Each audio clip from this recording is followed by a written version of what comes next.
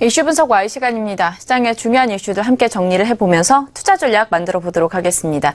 김세영 전문가와 함께 하도록 할게요. 어서 오세요. 안녕하세요. 네, 반갑습니다. 자, 오늘의 주제는 하이힐드 채권 시장입니다.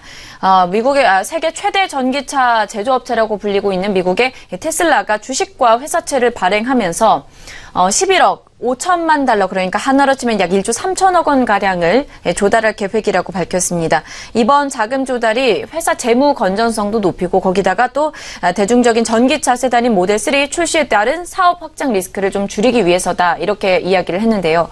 구체적인 이야기와 그 뒷배경까지 함께 좀 우리가 좀 점검을 해보죠.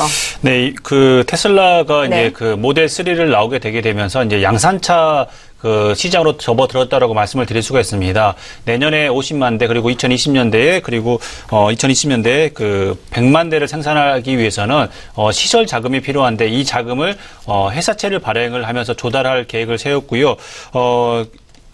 7년짜리 채권 만기입니다. 2025년이 만기고요. 그리고 채권 금리는 연 5% 정도 됩니다. 그래서 지금 주식으로 바꿀 수 있는 전환 사채 이외에 처음으로 채권을 발행했다라고 볼 수가 있고요. 이제 지금 현재 통상적으로 이런 하이힐드 채권, 정크본드가 그 수익률이 5.4% 정도 되니까 이 정도 정도라고 보시면 될 것 같고요. 올해 그 테슬라 같은 경우는 주식이 67% 정도 상승을 했습니다. 주식 차트를 보게 된다면 올해 꾸준히 상승했던 모습들이 보이고요. 그리고 지금 현재 테슬라의 시가총액은 거의 60조 원에 육박한다라고 볼 수가 있고요. GM은 이미 앞섰고, 그리고 또한 BMW와 거의 맞먹는 규모고요. 그래서 본다면 이제 그 테슬라의 2분기 현금 수입이 11억 6천만 달러입니다. 우리나라 하나로 1조 3천억 원 정도 되는데, 모델 3를 양산하기 위해서 시설 자금이 어느 정도 필요하냐면 한 20억 달러 정도 필요합니다. 그러니까 현금 수입뿐만이 아니고 회사채를 발행해서 그 모델 3 양산차 그 시설 자금 만들고, 그리고 솔라시티에 투자할 수 있는 이런 그 신사업에 투자할 수 있는 자금까지 마련했다라고 볼 수가 있습니다. 제가 근데 왜 지금 이 시점에 채권을 발행했냐라고 저는 생각하게 된다면, 물론 모델 3를 생산하기 위한 자금도 필요하겠지만, 지금 현재 트럼프의 세제 개혁안이 의회를 아직 통과를 못했는데, 통과가 될 가능성이 높은 게 세 가지가 있습니다. 법인세이나, 그리고 또한 이자 비용 지출에 대한 공제, 그리고 공제 폐지 부분이 있고요. 자본 지출 규제라는 부분이 있는데, 이 두 번째 부분인 이자 비용에 대한 공제를 해줬던 부분이 내년부터는 폐지가 될 가능성이 큽니다. 그렇기 때문에 아마도 내년에 채권을 발행했을 때는 굉장히 자금을 끌어들이기가 힘들 것이라고 생각을 했던 것 같아요. 그래서 지금 현재 채권을 발행을 통해서 자금도 확보하고, 그리고 또한 내년부터 이제 좀 본격적으로 이제 모델 3를 양산해서 어느 정도 이제 흔히 말하는 대형 지금 현재 본 GM이나 포드나 아니면 도요타나 이런 기업들과 경쟁을 하기 위한 초석이 아닐까라고 생각이 듭니다. 네, 그렇다면 이 테슬라가 채권을 발행하게 되면서 어떻게 보면 하이힐드 채권에 대해서 좀 관심이 많이 모이는 듯한데요. 요즘 하이힐드 채권 동향부터 좀 살펴보도록 하죠. 많은 분들이 이제 하이힐드 채권이기 때문에 이자를 많이 줍니다. 5에서 한 7% 정도 주기 때문에 굉장히 리스크가 큰 흔히 말하는 회사에 투자되는 거라고 생각을 하게 되는데요. 예를 들면 테슬라 같은 경우는 시가총액 규모가 60조 원 정도 됩니다. 그런데 우리나라 현대차의 시가총액이 30조 원입니다.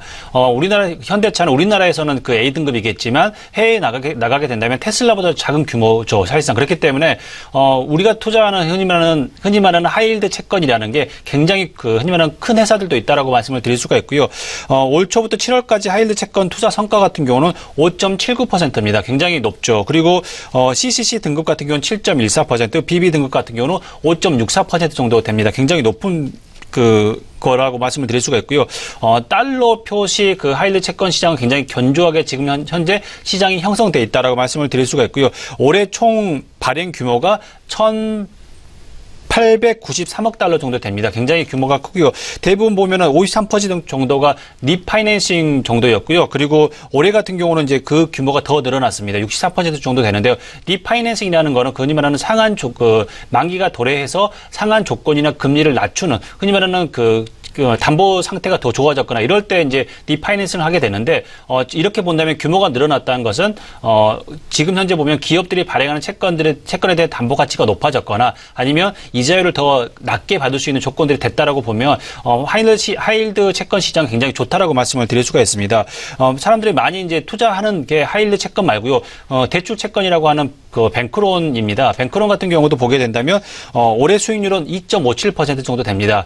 뱅크론 같은 경우는 이제 작년에 좋았고요. 그리고 뱅크론 같은 경우는 차트를 보면 아시겠지만 하이힐드 채권보다는 흔히 말하는 이게 부도율이 적습니다. 그렇지만 부도율이 적기 때문에 이자율이 낮고요. 그리고 하이힐드 채권 같은 경우 부도율이 뱅크론보다 높습니다. 높기 때문에 아마도 금리를 더 주는 경우가 있는데 테슬라 같은 이런 큰 기업들도 있다라고 본다면 아마도 그 글로벌 하이힐드 채권에 대해서 좀 관심을 가져보시는 것도 좋지 않을까라고 생각이 듭니다.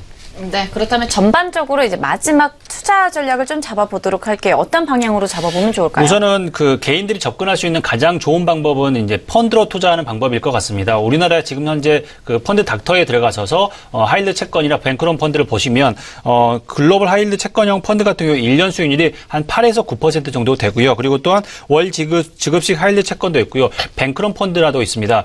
뱅크론 펀드 같은 경우는 이제 그 과거 2009년에 글로벌 금융위기가 있었을 때 이때만 마이너스가 되고요. 2010년 흔히 말하는 글로벌 경제 위기가 지난 1년 시점에는 뱅크론 펀드 같은 경우 수익률이 30%, 40% 정도 됐었습니다. 그 이후로 한 번도 이게 마이너스가 된 적이 없기 때문에 아마도 이런 그 뱅크론 펀드나 하이힐드 채권형 펀드 같은 경우는 아마도 금융 위기가 없다면 좀 어느 정도 일반 시중 금리보다도 1.5에서 2배 정도 높은 수익률을 기대할 수 있다라고 볼 수가 있고요.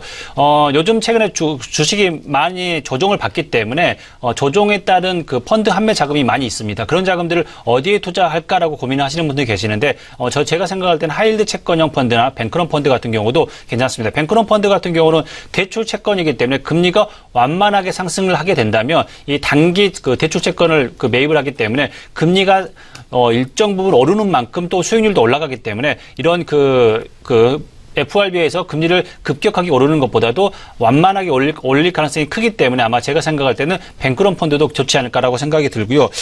지금 현재 우리가 생각하는 제가 추천해 드린 것들은 우리나라 하이힐드 채권이 아니고요. 글로벌 하이힐드 채권입니다. 미국이나 아니면 유럽. 그런데 대부분 보면 미국 쪽이 좀 기업들이 크고요. 그리고 또한 아까 현대차나 이런 LG나 아니면 이런 SK보다도 큰 회사들의 채권을 산다라고 보신다면 아마 좀 안정성과 수익성을 같이 가져가는 개념이 되지 않을까라고 생각이 듭니다. 네, 이렇게 해서 우리가 하이힐드 채권과 관련돼서 우리가 투자 전략을 조금 만들어 봤는데요. 조금 더 긴 호흡에서 장기적인 관점으로 바라보시면서 접근해 보시면 좋을 것 같습니다. 이슈 분석 Y 시간이었습니다. 김세용 전문가와 함께했습니다. 오늘 말씀 고맙습니다.